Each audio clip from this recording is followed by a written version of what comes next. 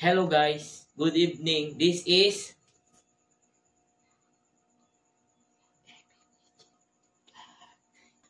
ngayong gabi ay ituturo ko sa inyo kung ano ang overview ng editing layout. Yan guys, basic na basic. So, kung gusto mong matuto ng Premiere Pro para sa pag-edit ng iyong video, sana panoorin mo lahat ng aking mga videos sa Adobe Premiere.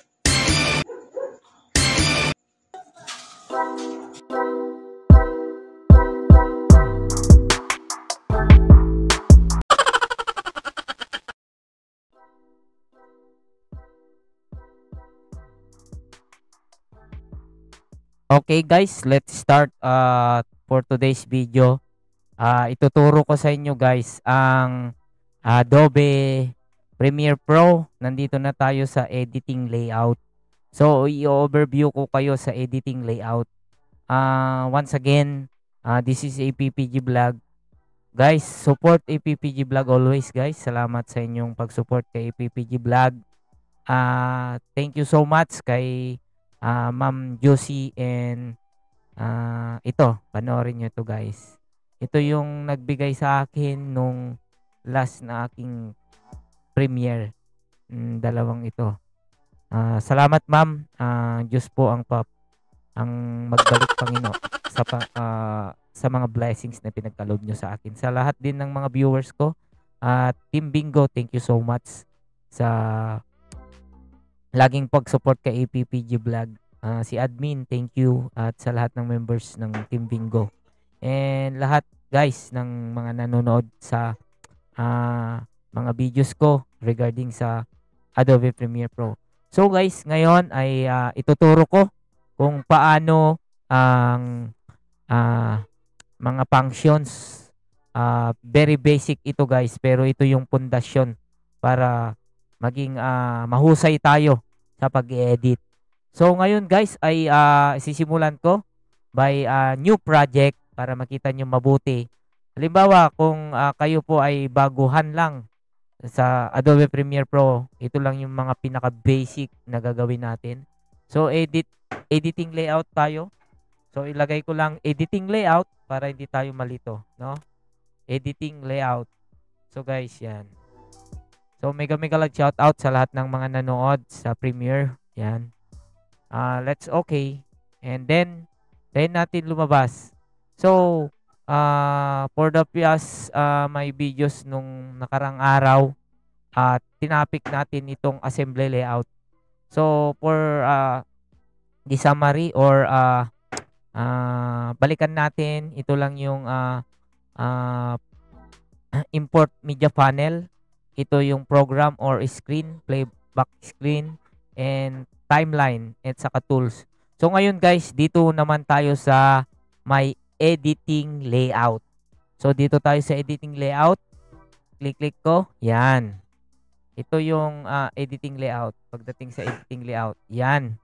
So, nagbago na ngayon guys. So, mayroon siyang source clip. Nadagdagan ng source clip. And then, ito pa rin yung playback screen or program tab. Panel. Ayan. Si timeline. And then, yung tools natin guys. Yan. Nandito na ngayon si import media panel. Yung ating project. Title niya editing. No? Wrong spelling pa yung editing ko. So, yan guys. Nabago tayo. Ang pinagkaiba ni assembly at saka ni editing layout ay si assembly layout ay maitatlo siyang panel. Si editing layout guys ay nadagdagan siya ng isa. 1, 2, 3, 4. So ang gagawin natin dito guys para makita natin yung changes pagkaiba ni editing layout at saka ni assembly layout ay mag-import tayo ng media. Yung mga media na sinabi ko, yung Pro Videos, audio, mga ganon. No? Pinakita ko nung una. So, very basic guys. File pa rin. Import.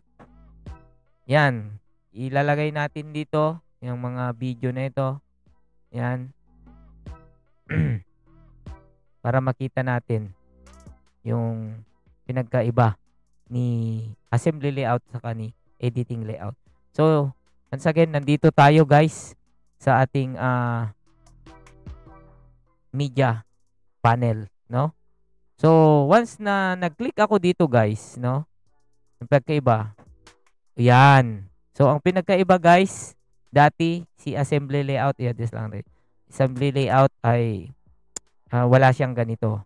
Kung baga, kung i-click mo ito guys, o ganyan lang siya. Nagpre-preview si assembly. Si editing layout, mayroon siyang source clip. Tinatawag na source clip. So, dito guys, dito sa source clip, ang gagawin natin guys, no? I-drag natin si source clip dito sa timeline. So, medyo mahaba si source clip. Hanggang ilang seconds yan? Hanggang 6 seconds. Yan. Pero okay yan. Maglagay tayo ng mas mahaba-haba guys. Tanggalin natin to para ma-explain ko. Yan. So, ilang seconds? Ilan yung duration ni camel? Yung camel?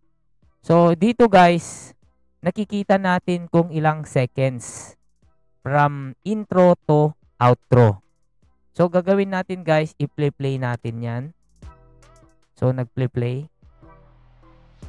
Tayin natin matapos.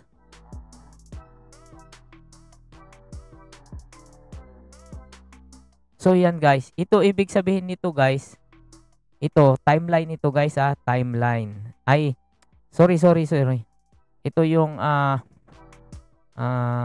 kalimutan ko na guys. Ito yung playhead, no? Ito yung playhead guys. So, ang pinagkaiba, mayroon na tayong source clip nakikita natin. So, ang gagawin natin, ilalagay natin dito guys, ang mangyayari dyan. So, ang ginagawa natin kung minsan, kung gusto mo lang dito si playhead, ikakat mo dyan. So, yan. Tapos, ikakat mo dyan. So, kung gusto mo lang kunin, kunwari, ito, tapos tatanggalin mo ito, yan. Tanggalin mo yan. So, iyan lang. So, how about na before mo ilalagay dito sa timeline, si camel, ay dito muna i-organize, no? So, ang trabaho ni source clip, pwede mo nang ditong i-organize para less yung consuming mo ng oras. Kaysa dito mo ilalagay, dito ka pa magkakat, okay naman, pero mahaba yung oras mo. Ngayon, kung dito ka mag-aayos kasi mayroon siyang duration. Kung halimbawa, hindi mo lahat gustong kunin yan. Ang gusto mo lang kunin is itong portion na ito, yung start ng seconds. So, ang gagawin mo dito guys, halimbawa, ito yung gusto mong kukunin. Ito lang. So, ang gagawin mo dito guys, ito, i-click mo ito si I. Ang ibig sabihin yan is intro. Yan, I. So, ang susunod na gagawin mo kung gusto mo lang gawin na kunin itong part na ito, yan, gagamitin mo si outro. So, ilang seconds yung kukunin mo is 3 seconds and 16. So, pwede mo nang i-drag dito yung clip na yan. Diba? So, hindi, before mo ilalagay kay timeline, dito pa lang sa source clip is na-arrange mo na. Kagaya nito, maglagay ka dito. Lagay tayo dito. Ito lang, ito, yung mabili. Yan, ganyan. Ang pinaka-shortcut nito is I. And then, yung playhead mo, ilipat mo, hanggang suntok lang. Hanggang suntok. Yan, suntok. O. Yan, mark out. O pwede dito, pwede rin yung shortcut, keyboard shortcut na O. And then, i-drag mo. Yan. Yan, drag mo guys. Yan. Pero kung gusto mo yung video lang ang kukunin mo, yan doon natin Control Z. Kung gusto mo lang yung video, ito, hindi makukuha yung sound. No? Ito, tinuturo ko lang yung overview ni editing layout. Pero, pag susunod na mga videos ko, marami pang ang kailangan natin matutunan dito sa may editing layout. Ang ituturo ko sa inyo is yung pinaka-basic lang para sa susunod na mga videos ko ay pagdudugtong-dugtungin natin. So ito guys, ngayon i-play natin. Kuha na natin yung gusto natin. Yan, boom. 'Di ba? Ang dali. Kaysa dito mo ilalagay tapos, 'di ba, ang pagtanggal pala ng ganito, no, yung may intro outro siya. ah, Left right click lang and then clear in and out. Yan. So yun lang guys. Tapos mas halimbawa dito mo patitignan kung ano yung gusto mong ika-cut, 'di ba? Consuming time. Kaysa dito sa may source clip pa lang, inaayos mo na, no? Yan yung pinagkaiba ni assembly layout at saka kay editing layout. Si editing layout, mayroon siyang ganito, source clip, para dito mo na i-organize yung mga video clips mo na ilalagay mo kay timeline. So, yun lang guys ang maibabahagi ko sa inyo yung ngayong gabi. Sana mayroon kayong natutunan pagdating sa mga layout. So, sa susunod na mga videos ko, ituturo ko din itong color, no? Yung color guys. Itong color. So, salamat guys sa inyong panonood.